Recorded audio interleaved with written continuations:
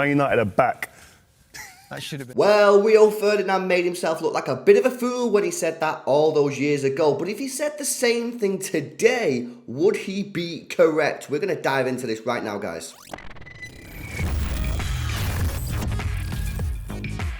Guys, it has been 10 years this season for the last time Manchester United won the Premier League. They've had manager after manager, spent over £1 billion on transfer fees.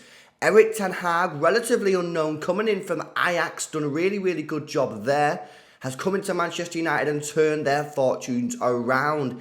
Is it possible that Manchester United could win the Premier League this season? And if not, are brighter days to return to Old Trafford? That is the big question today. Now, first of all, I want to talk about Erik ten Hag and his philosophy at Manchester United. One of the main problems I believe Man United have had over the last 10 years, really, is no set way of playing football. Everyone talks about the Man United way. Well, no one knows what the Man United way really is right now because they've had manager after manager and different styles of play. If you think Moyes, who was more of a defensive, pragmatic coach, then they tried to Louis van Gaal, more of a possession-based manager. They've had Mourinho in there as well, again, bit more like Moyes in the sort of pragmatic, defensive. They've had Rangnick, Gegenpress, and now they've finally got Ten Hag, who's a little bit of a mix really between sort of a Van Gaal and a Rangnick type character, and much more in line with a Pep Guardiola type football. Of course, Erik ten Hag did work under Pep Guardiola back in the day. So Manchester United now need to stick with this philosophy. They need to buy players who will fit the current system under Erik ten Hag. But let's take a look at this season. With Man City being really inconsistent this season, not able to string 4 wins together in a row in the Premier League, and Arsenal obviously under huge pressure to win this Premier League, that no one expected them to be there, will they be able to handle the pressure? Man United have kind of been the grey man in this title race. Everyone's been talking about Arsenal and Man City, and everyone had kind of wrote Man United off the title race, including myself, to be fair. I didn't think Man United have what it takes. However, there's one key thing that no one really is discussing, and that this season is not a normal Premier League season going off the last 4 or 5 years, when Manchester City and Liverpool have been getting close to 90 points, often exceeding it, and obviously one occasion Manchester City got 100 points. That's not going to happen this year. I'd be surprised if we got over 85 points for the title winners this season. That means that the quality of the team that wins the title doesn't need to be as high as it's needed to be in recent years. Now, if we look at Man United's squad, obviously we've got David De Gea in goal, someone that I think they will need to move on in time, but obviously perfect for sort of keeping the ball out of the net. Obviously one of the main key points. Rashford is on fire at the top of the pitch, and Casemiro is one of the best CDMs in the world, in my opinion. I think he's the second best defensive midfield player in the world, in my view. So they've got a nice spine there. They've got Lisandro Martinez, who's had a bit of a weird season. He obviously came in, did pretty well, then went to the World Cup, didn't really get back in the team straight away. They've got Luke Shaw, who's playing left back and centre back, like a weird sort of hybrid position.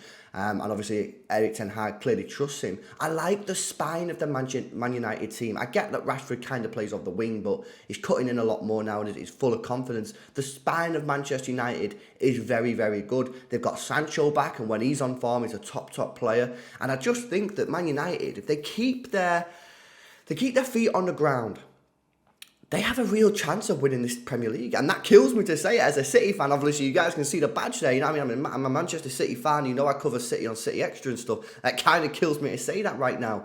But is it a surprise to me? No. I remember having a conversation once with Flex. You guys all know Flex from the United View, DR Sports. And I remember saying to him, when it was sort of who's going to be the next manager, I remember saying, look, you've got to get a manager who has a philosophy. You've been going through this really stupid sort of approach with managers and just spending a load of money, and it's not worked. And I remember saying to him, go and get Ten Hag, but the main thing you're going to have with Ten Hag is patience, because it might not work straight away. However, it does look like it's working straight away, and the reason it's working straight away is, one, the players have adapted to his style of football a lot quicker than most people would have expected, and two, obviously the Premier League this year is there's no team that is just by far and out the better team in the Premier League, you know, and Arsenal and City are clearly showing that with recent slumps in form for both. Man United now are guaranteed top four in my opinion. And unfortunately, guys, for the non-Man United fans out there, I think that Man United have a real chance of winning this Premier League. Now, let's think about what would stop them from winning the Premier League. What could it be that stops Man United from winning the Premier League? One, the main thing that I think could stop them from winning the Premier League is respect. Respect. Opposition teams right now do not respect Manchester United properly. And you can kind of see that with the way that Leicester set up against Man United. They left spacing behind their defence, which is absolutely ridiculous when you've got Rashford. And they're playing a higher line. If you look at the Leicester game when they played Manchester City, they literally had every single player on the edge of the box for the full 90 minutes. They didn't do that with Man United because they didn't respect Man United and they thought they could go there and beat them and play them off the park.